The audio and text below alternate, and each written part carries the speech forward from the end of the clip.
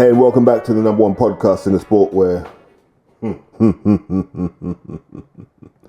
the Ryan Garcia party bus seems to have crashed and burned, unfortunately.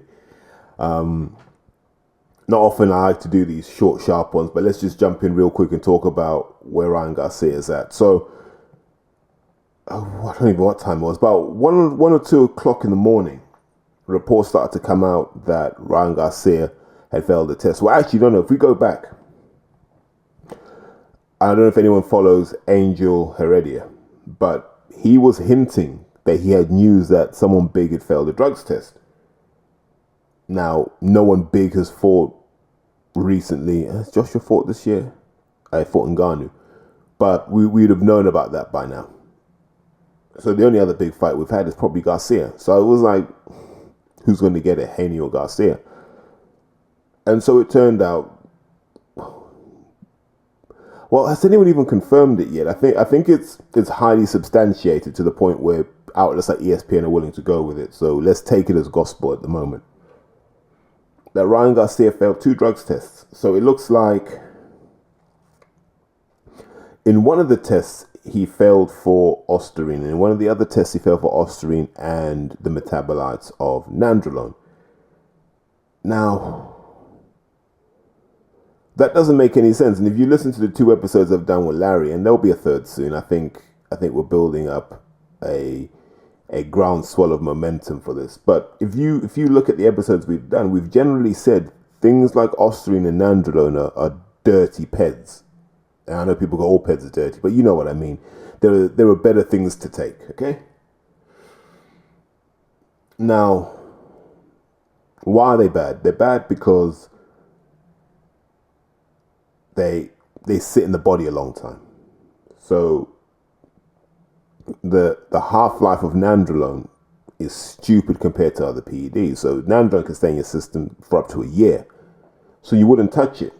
And so one of the things they tried to develop was a faster acting nandrolone. So let's have all the effects of nandrolone in a shorter half-life. But you still can't get nandrolone in and out your system in a week.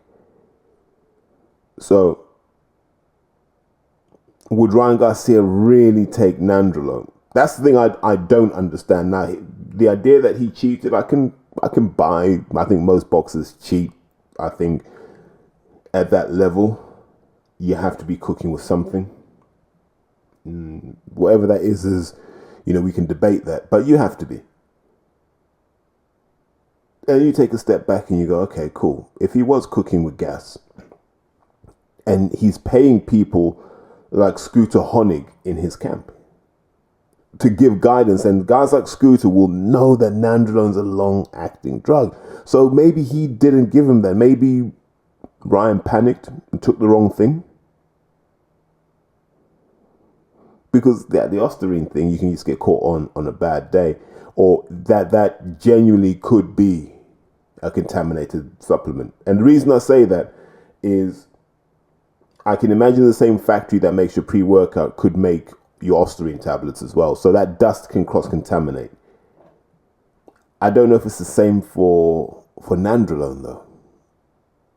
Like how many people really have nandrolone or Deca powder floating around in the gym? It's quite expensive stuff relative to the other stuff you'd have. So I'm less inclined to believe that.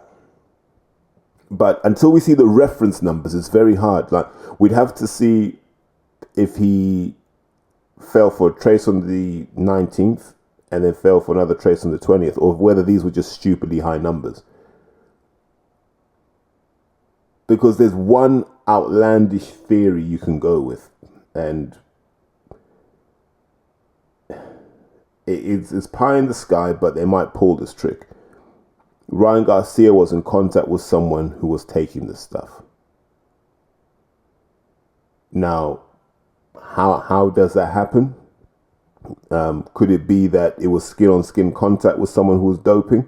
And what's the probability of that? We need to have that conversation. Is it that all that time he thought he was acting crazy and fooling the public, but he was running around topless? Is that where it happened? Were people just touching him? Were people trying to influence him? Because if you go back, do you remember when Gervonta Davis didn't want B-Hop to touch him? I mean, he's like, you don't know what Bernard Hopkins has got on his hands. I'm not trying to fail a drugs test. So you never know. And I'm not here to say that he's clean or he's not clean, but let's just deal in stuff that would be generally accepted in the sports world. Nobody's taking nandrolone the night before a fight. On the day that you weigh in, you are not taking Ostarine. So now let's look. We know that in the last week of Feb, he passed his VADA tests. So somewhere between that and the 19th, he's taken it. But why? No, nandrolone's not going to do you any good at that point. Okay, I understand that it's joint protective. So if you microdose on it, yeah, okay, it will help you with your joints. But Ryan Garcia is a young man. He surely can't have arthritic joints yet. The Ostarine, maybe it helps a bit with recovery. Maybe it helps you preserve muscle when you're cutting weight. Or there are things that you can see. But if Ryan Garcia had come to me and said, I'm thinking of taking Ostarine and nandrolone, I'd have said, don't do that. You can find better compounds to achieve your aims. And I'd have given that advice for free. So we have a situation where, in my mind, I don't believe Ryan Garcia took PEDs in fight week. I don't believe he took them in the week before, because nobody would advise him to do so. But until we see the reference ranges, we don't know when he could have taken it. I'm not saying he didn't take anything in camp, and I'm not saying he's innocent. I'm not saying he's clean. What I'm saying is to have passed in the middle of your camp when I would expect you to be taking stuff, and then to fail at the end when I don't expect you to be taking stuff, that's when I'm like, oh, what's going on here? But the investigation will reveal, and maybe there's a contaminated something somewhere. But for all the people who say Devin was cheated, I'm not of that camp, because I don't believe anyone's clean. I just believe other people have a better regime. That's all. I don't believe any of these guys are clean. Like, if we go back, and I keep saying this, everyone needs to go back and say, Larry, thank you. And then you say, Larry, thank you for opening my eyes to this. Because I remember it's pretty much 4 years ago now. We might have to do like a 4th anniversary celebration of this. But it was 4 years ago that Larry told everyone, you have no idea how big this problem is. All your favorite fighters are taking something. And he was shot down, and he was shot down by people who follow me as well. And people like, only a drug cheat would say that it takes one to know, and all this sort of stuff. And 4 years later, Larry's been proved right. And now it's up to boxing fans. Do we care about PEDs or do we not? Are we just feigning outrage because it's the cool thing to do? Or are we not? Because you start to look at the names that are falling, and these are money names. Like if Garcia does fall, that's Ryan Garcia. Dillian White's had his troubles. Fury's had his troubles. Alicia Baumgardner's had her troubles.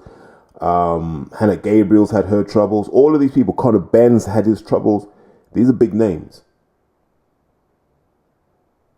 And there are suspicions around so many other people. So the question is, do we care about PEDs or not? Do we now have to accept that boxing is a business, boxing is a bit of a freak show, and just stop testing these guys and say, listen, do what you need to do to protect yourself? Because remember, Mike Tyson, Jake Paul will have no testing. None. No testing. And it's a sanctioned professional boxing bout. There'll be no testing for that. That's a huge red flag as far as I'm concerned. But this is where we are with boxing. So the fans have to make a decision what's important to them.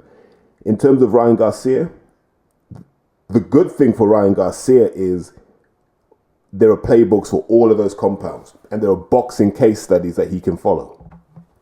Like we go from the Sublime, I kissed my boyfriend, or my supplements are contaminated, I had eggs in Ibiza, to the ridiculous, which is go on Piers Morgan and just talk nonsense and create a fictitious 270-page document that no one has ever seen, and end up burning literally 2 years of your career unable to fight on your home territory. Now, Ryan Garcia could do that, or he could lawyer up and he could start looking at things like, is it contaminated beef? Maybe.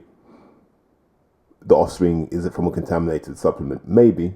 Is it from topical application? So has he just exchanged sweat with someone who is on that stuff? If so, who? Because you have to be able to find the body and say, look, there's probably someone there on nandrolone. It might even be Oscar. He might have just hugged Oscar, and well, there would have been traces of cocaine. So I don't know if it was Oscar, but yeah, anyone could be taking this stuff, because what people don't understand is Gen Pop are taking this stuff, and like, people are self-medicating now. So if you've got joint pain, you're microdosing on nandrolone, especially if you're an older person. Like, you're microdosing on nandrolone because it makes your joints feel fantastic. And sometimes you need it just to walk up the stairs. And I know a lot of ex-athletes who are experimenting in this realm. Ostarine, you probably wouldn't touch if you're not a tested athlete. Well, what's the point? You can get more bang for your buck doing other things. But in a world where people are doing this, in a world where you've got women that work 9 to 5 squatting 200 kilos, you've got women that work 9 to 5 deadlifting 290 kilos, like, on what justification can you say our athletes should be clean when, like, Gen Pop are doing stupidly high numbers? Like, if you're deadlifting 200 kilos, if you're deadlifting 250 kilos, if you're squatting 280s like some of these ladies are doing now, all it will take is a year in an Olympic lifting gym, and you just might, you might medal somewhere. And so this is a dilemma all sport has to deal with. The fact that these drugs are so freely available in public, if we were to vigorously test our athletes, they would not be as good as the people on the outside. That's the reality. But if we spin it back to Ryan, the playbook is there for everything he needs to do. The best thing Ryan Garcia can do right now is say absolutely nothing. Yeah. The less he says, the less rope he has to hang himself with. That would be my advice right now. I wouldn't say a damn word. I wouldn't say a single thing. I'd just be there going, okay, fine. Okay, let's just go through the process like Dillian did. We didn't see Dillian for a few months. Then he popped up and said, I'm fighting again. But I think the American system will be slightly different, because Ryan will be able to circumvent a ban. It depends on whether VADA is recognized or not, and all these sorts of things. It's a mess. It's a mess. And what it's done is diverted not necessarily the boxing fans' attention, but that kind of broader casual fan base. It's diverted their attention away from what was a good event for boxing in general, and it's started to taint that. And you know that kind of conversation is going to filter into the Fury Usyk build-up, where we're going to start asking questions like, have they been tested? How often have they been tested? Is it VADA? Is it this? Is it that? We're going to be asking all of these hard questions, because we will look at them and we will go, if Garcia was juicing, these guys have to have been juicing, because he's young. He should look like that if he trains hard. When you get to your late 30s, like, where's the belly? Where's all of this? Where, you know what I mean? Like, we got to start asking some hard questions. But like I said, come back to the original point. Boxing needs to ask itself, does it really care? Because if you took 100 boxing fans and said, do you care that Conor Benn failed a drug test? They'll be like, no, I just want to see him fight Eubank. Most boxing fans don't care. The outrage is kind of false, because people have their favorites. And you've seen it online. Like, people have been, Team Haney have jumped all over Ryan Garcia. Ryan Garcia's fans are now saying he didn't take it. I'm of the view that until we see the reference numbers to know how much was detected and what was the testing profile. So we want to know how many tests were conducted before the 19th, so you can actually start to extrapolate what the dosage should have been back then. Because sometimes, like I said, it could just be you hugged up on the wrong person, exchanged fluids. Maybe he did go to Bohemia Grove. Maybe he was sabotaged. We don't know yet. Like, let's let this investigation happen, but we can't get away from the fact that he has failed 2 tests. And we just have to wait for the B samples to go through the process, and I don't think that's happened. And then we can go from there. But we just want to understand what the reference numbers are. I wonder if Victor Conte will have much to say on this one. But I think that's where we're at the moment. It's a mess. Like I said, the thing that throws me off are the compounds he failed for. Like, you wouldn't have those so close to a fight. They don't benefit you. Like, even if you had a fast acting version of Nandron like NPP or something like that, that's not suitable. It's suitable if you're not going to get tested. But if you're going to get tested, no. It's more of a training aid. It'll help you get through training. It'll help you get through camp. But come fight night, what you have is what you have. But let's see how this story develops over time. I don't know if it's going to have much leverage, but all we can do now is wait and see. But it's a real shame if this is what happens, because I said in the previous episode, didn't I, that the mission was to beat Devin Haney at all costs. It was never about making weight. It was never about winning a world title. It was about beating Devin Haney at all costs. And if all costs meant taking PEDs, then boxing's in a really, really dark place, because what it tells us is he went out there to hurt Devin Haney, and he took whatever means he could at his disposal to hurt Devin Haney. And that sets the sport back in my eyes. So what I would say is let's keep an open mind until we have more data, but let's also accept that he has failed 2 tests, and we have to start from that point there and say that's very, very bad, unless there's a compelling reason why you failed 2 tests for 2 compounds that seem absolutely ridiculous to have in your system the day before a fight and the day of a fight. And on that note, as always, guys, if you enjoy the content, share it, like it. It's always appreciated. And also, keep saying it, thanks for the Q&As. Really enjoy those. They get me thinking on my Wednesday night walk, so it helps me through. I think I did 15,500 steps yesterday, so that was nice. Good chance to clear my head and sharpen the brain. So it's all appreciated, guys. Take care.